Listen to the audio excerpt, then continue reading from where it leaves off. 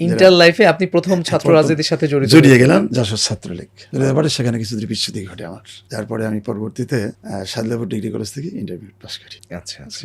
আপনি যেমনটি বলছিলেন যে আপনার ছাত্র রাজনীতির হাতেখড়ি হয়েছে যশোর ছাত্রলীগের মাধ্যমে, এরপরে ওই সময়ে অন্য কোনো ছাত্র সংগঠনের সাথে তো আর কাজ করার সুযোগ হয় নাই। ওই সময় আমি দাওয়াতও পাই নাই। প্রথম আগে যশোর ছাত্রলীগ দাওয়াত দিচ্ছে কমিশনার ফারুক, পরে কমিশনার হয়েছে।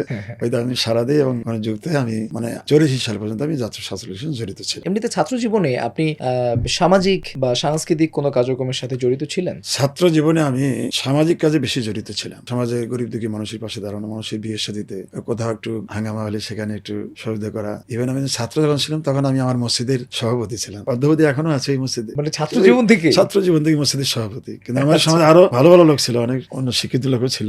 এটা নিশ্চয়ই আপনার প্রভাবশালী লোক ছিল, গ্রহণযোগ্যতার একটা বহিঃপ্রকাশ। নিশ্চয়ই আমার নিজের লজ্জা লাগতো যে মুরব্বী লোক অনেক আছে, আমাকে সভাপতি করা হয়েছে। আজও কিন্তু ওখানে সভাপতি এখনো আছি।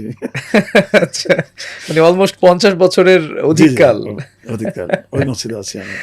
আচ্ছা, তো এর বাইরে আপনি যখন এই সকল সামাজিক কাজকর্মগুলো করতেন ছাত্র জীবনে, তখন কি আপনার আসলে মানে নির্বাচন করার বা রাজনীতি করার এই ধরনের একটা মনোভাব কি কাজ করতো? ওই ছাত্র জীবন চলাকালীন সময় যে আমি সমাজসেবা কাজ করছি, এখানে আরো একটা কাজ করছি যে এই পল্লী অঞ্চলে যারা নিবৃত পল্লী অঞ্চল, লেখাপড়া হচ্ছে না, আমার মাথায় একটা কাজ করছিল যে এখানে একটা শিক্ষা প্রতিষ্ঠান দরকার। আচ্ছা, হ্যাঁ, এটা ভালো শিক্ষা প্রতিষ্ঠান দরকার। শিক্ষা প্রতিষ্ঠান আসার কারণে অত্র এলাকার বাচ্চারা লেখাপড়া করতে পারে, মেয়েরা তো প্রশ্নই ওঠে না। পরে আমার মাথায় এটা ছিল, এবং বিদ্যুৎ ছিল না প্রত্যন্ত অঞ্চল। আমি উদ্যোগ নির্মাণে বিদ্যুৎ ব্যবস্থা করা। এরপরে আমি সংযুক্ত হলাম, আমার ডাক্তার আব্দুর রহিম সাবেক যে ছিল ডাক্তার ছিল আমাদের, যুক্ত হয়ে এখানে পল্লী বিদ্যুতের যে জিএম ছিল তাদের সাথে যে কোনো একটা মাধ্যমে যোগাযোগ করার সৌভাগ্য হয়। তাদের সঙ্গে মিশি এবং আমি পল্লী এলাকায়, যেটা 20 বছর পরে হতো, 20 বছর আগে 7 কিলো পল্লী বিদ্যুৎ আমি ওই প্রত্যন্ত অঞ্চলটাকে আলোকিত করি বিদ্যুতের মাধ্যমে। 7 কিলো, এটা একটা কাজ করি। আর হলো যে মানুষের বিয়ে শাদীতে পাশে দাঁড়াই।